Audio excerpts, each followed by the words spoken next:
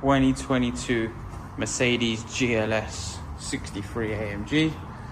We fitted 2 headrest screens. That's the front of the vehicle. On the rear of the vehicle, we have your headrest screens on.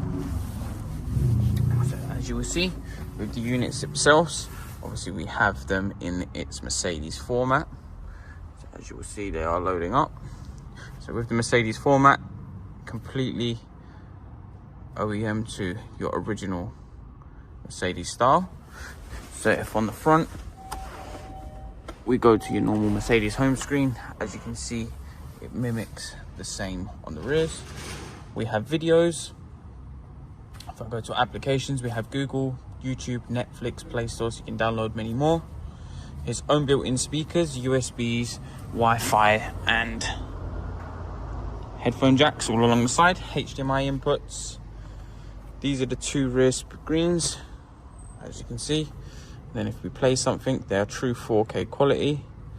So if we go along and we play, as you can see, picture quality is very clear.